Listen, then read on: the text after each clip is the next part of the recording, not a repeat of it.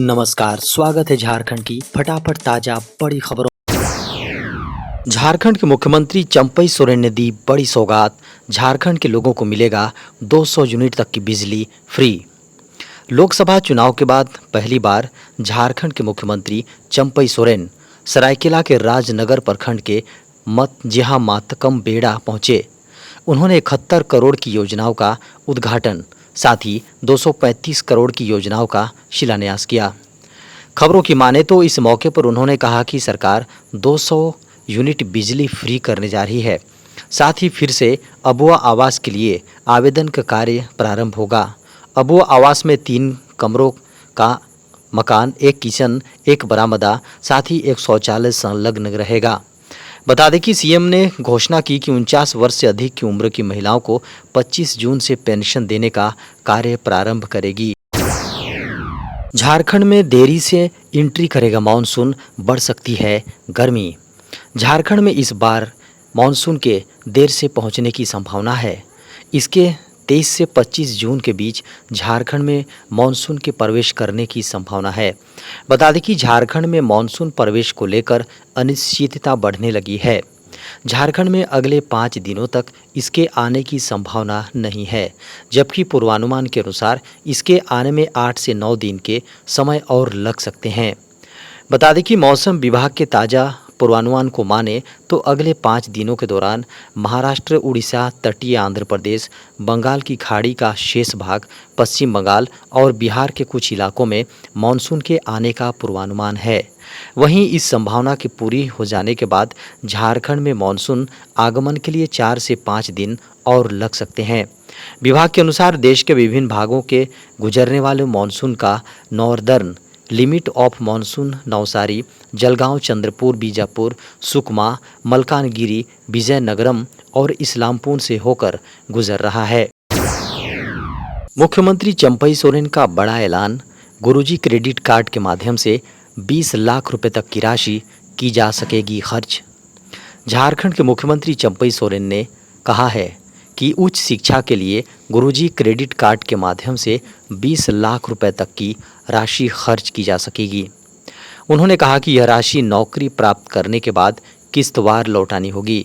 विदेश जाने वाले छात्रों को भी सरकार मदद करेगी। किसी भी परिस्थिति में झारखंड के युवाओं को पढ़ाई नहीं रुकेगी। खबरों की माने तो उन्होंने कहा कि महागठबंधन की सरकार जो कहती हैं वो करती हैं। इससे पूर्व राजनगर के मतकम बेड़ा कार्यक्रम पहुंचे मुख्यमंत्री चंपई सोरेन ने दीप प्रज्वलित कार्यक्रम का उद्घाटन किया। बता दें कि साथ में आदिवासी कल्याण एवं परिवहन मंत्री दीपक बिरुवा व श्रम मंत्री सत्यानंद भोक्ता भी मौजूद रहे। नीट मामले में शिक्षा मंत्री ने दिखाई सख्ती, कहा एनटीए में सुधार की जरूरत। नीट मुद्दे पर केंद्रीय शिक्षा मंत्री धर्मेंद्र प्रधान ने सख्ती दिखाते हुए दोषियों को न बख्शने की बात कही है। खबरों की माने तो प्रधान ने छात्रों को आश्वासन दिया है कि जो भी इस अपराध में संलिप्त पाया जाएगा उनके खिलाफ कार्यवाही की जाएगी। साथ ही शिक्षा मंत्री ने एनटीए में सुधार की जरूरत पर चिंता जताई है। मंत्री ने कहा कि सर्वोच्च न्यायालय की अनुशंसा पर 1563 अभ्यर्थियों की दोबारा एग्जाम का आदेश दिया गया है। 2 जगहों पर कुछ अनियमितताएं सामने आई हैं। मैं छात्रों और अभिभावकों को आश्वस्त करता हूं कि सरकार ने इसे गंभीरता से लिया है। उन्होंने कहा कि यदि कोई अधिकारी भी इसमें संलिप्त पाया जाएगा तो उसे भी बख्शा नहीं जाएगा। 15 जुलाई से फोन पर दिखेगा हर कॉलर का नाम। देश भर में 15 जुलाई से शुरू होगी टेलीकॉम कंपनियों की नई सेवा। बता दें कि अनजान नंबर से फ़ोन आने पर पहचान न होने से उपभोक्ताओं को निजात मिलेगी। अनजान नंबरों को लाने पर पहचान न होने से उपभोक्ताओं को होने वाली परेशानियों का जल्द ही अंत होने वाला है। अब कॉल करने वाले की पहचान आसान हो सकेगी, क्योंकि मोबाइल स्क्रीन पर कॉलर के नंबर के साथ उसका नाम भी दिखेगा। टेलीकॉम कंपनियों ने इस सेवा के लिए हरियाणा और मुंबई में ट्रायल शुरू किया है और 15 जुलाई से इसे पूरे देश में लागू करने की तैयारी है। जिन शहरों में ट्रायल शुरू हुआ है वहां टेलीकॉम कंपनियों ने कॉल करने वाले के नंबर के साथ उसका नाम भी दिखाना शुरू कर दिया है। बड़ी संख्या में फर्जी कॉल करने वाले लोग दूसरों को ठगी का शिकार बनाते हैं। इसके अलावा अनजान नंबरों से कॉल आने पर लोग फ़ोन उठाने से बचते हैं, जिससे उन्हें कई बार महत्वपूर्ण कॉल्स भी मिस हो जाती है। इन समस्याओं के समाधान के लिए अब टेलीकॉम कंपनियों ने सभी फ़ोन कॉल के कॉल में यूजर्स के नाम को प्रदर्शित करने की योजना बनाई है। 1 जुलाई से देश में लागू होंगे 3 नए क्रिमिनल लॉ। केंद्रीय विधि व न्याय मंत्रालय ने शनिवार को कहा कि राष्ट्रपति ने 25 दिसंबर 2023 को भारतीय न्याय संहिता 2023, भारतीय नागरिक सुरक्षा संहिता 2023 और भारतीय साक्ष्य अधिनियम 2023 को स्वीकृति दी। जैसा कि अधिसूचित किया गया है, ये नए आपराधिक कानून 1 जुलाई 2024 से प्रभावी होंगे। पिछले 2 महीने में विधि और न्याय मंत्रालय के विधिक मामलों के विभाग ने इन नए कानूनों के बारे में जागरूकता पैदा करने के लिए नई दिल्ली और गुवाहाटी में विशेष रूप से हितधारकों, कानून से जुड़े व्यक्तियों, कानून प्रवर्तन एजेंसियों, अभियोजकों, जिला प्रशासन के अधिकारियों, शिक्षाविदों और कानून के छात्रों के अतिरिक्त नागरिकों के बीच 2 बड़े सम्मेलन आयोजित किए गए हैं।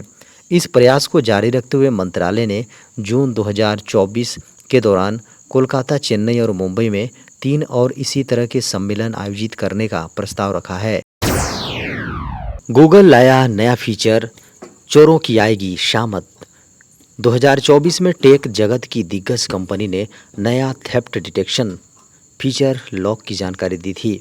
यह फीचर आर्टिफिशियल इंटेलिजेंस का इस्तेमाल करता है और पता लगाता है कि फ़ोन चोरी हुआ है या नहीं। गूगल ने इस फीचर की टेस्टिंग शुरू कर दी है और इसकी शुरुआत ब्राज़ील से हुई है। गूगल का यह फीचर काफ़ी यूजफुल साबित हो सकता है। स्मार्टफोन के चोरी होने के बाद यह टेक्निक मोबाइल को लॉक कर देगी, जिसके बाद उसमें से कोई भी डेटा, फ़ोटो या यूपीआई ऐप की मदद से पेमेंट नहीं कर पाएगा। बता दें कि नए एंटी थेफ्ट फीचर का मकसद यूजर्स के डेटा को प्रोटेक्ट करना है, जो स्मार्टफोन में मौजूद होता है। गूगल के अनुसार यह नया फीचर यूजर्स के डेटा को चोरी होने के बाद या चोरी होने के दौरान हमेशा प्रोटेक्ट करेगा। गूगल ने इस फीचर को एक सेफ गार्ड के रूप में तैयार किया है, जो संदिग्ध एक्टिविटी होने पर तुरंत ऑन हो जाता है। इस फीचर का roll out play service Android 10 plus के जरिए शुरू कर दिया है। अभी इसमें यूजर्स का फीडबैक लिया जाएगा और सब कुछ ठीक रहा तो जल्द ही इसे दूसरे देशों के लिए भी जारी किया जाएगा। गूगल ने कहा कि इस साल जुलाई में इसे दूसरे देशों के लिए भी जारी किया जाएगा। व्हाट्सएप ला रहा नया फीचर, अब वॉइस मैसेज को आसानी से पढ़ सकेंगे यूजर। एक ऑनलाइन रिपोर्ट के अनुसार व्हाट्सएप अपने यूजर्स के लिए नया फीचर रोल आउट करने वाली है। आने वाले अपडेट में व्हाट्सएप एक ऐसा फीचर ला रहा है जिससे आप वॉइस मैसेज को टेक्स्ट में बदल सकेंगे। इंस्टेंट मैसेजिंग प्लेटफॉर्म व्हाट्सएप अपने यूजर्स के लिए समय समय पर नए अपडेट्स लाता रहता है। हाल ही में व्हाट्सएप सभी डिवाइस पर कॉलिंग फीचर के लिए अपडेट जारी किया था। अब एक नई रिपोर्ट के अनुसार व्हाट्सएप एक नए फीचर पर काम कर रहा है, जो यूजर्स को वॉइस मैसेज को ट्रांसक्रिप्ट करने की सुविधा देगा।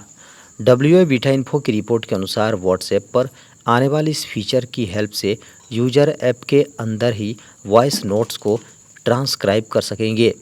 अभी तक आप सिर्फ वॉइस मैसेज सुन सकते थे, लेकिन अब आप उन्हें हिंदी, अंग्रेजी, स्पेनिश, पुर्तगाली और रूसी जैसी भाषाओं में ट्रांसक्राइब कर पाएंगे। बता दें कि भविष्य में और भी भाषाएं जुड़ सकती हैं। इस फीचर को इस्तेमाल करने के लिए आपको अपनी पसंद की भाषा चुननी होगी, फिर उसी भाषा में ट्रांसक्रिप्शन करने के लिए एक छोटा सा पैकेज डाउनलोड करना होगा। यह फीचर उन लोगों के लिए काफ़ी हेल्प होगा जो वॉइस मैसेज सुनने की बजाय उन्हें पढ़ना पसंद करते हैं। साथ ही हर वॉइस मैसेज के लिए आप अलग अलग भाषा चुन सकते हैं। रेल मंत्री का बड़ा ऐलान, अगले 2 महीने में पटरियों पर दौड़ेगी वंदे भारत स्लीपर ट्रेन। केंद्रीय रेल मंत्री अश्विनी वैष्णव ने कहा है कि भारत की पहली वंदे भारत स्लीपर ट्रेनें 2 महीने के भीतर पटरी पर आ जाएंगी। वैष्णव ने कहा कि वंदे भारत स्लीपर ट्रेन के ट्रेन सेट का काम जोरों पर है और पहली ट्रेन 2 महीने के भीतर पटरी पर आ जाएगी। सभी तकनीकी कार्य अंतिम चरण में है। ट्रेन सेट का निर्माण BEML लिमिटेड द्वारा बेंगलुरु में अपनी रेल इकाई में किया गया है।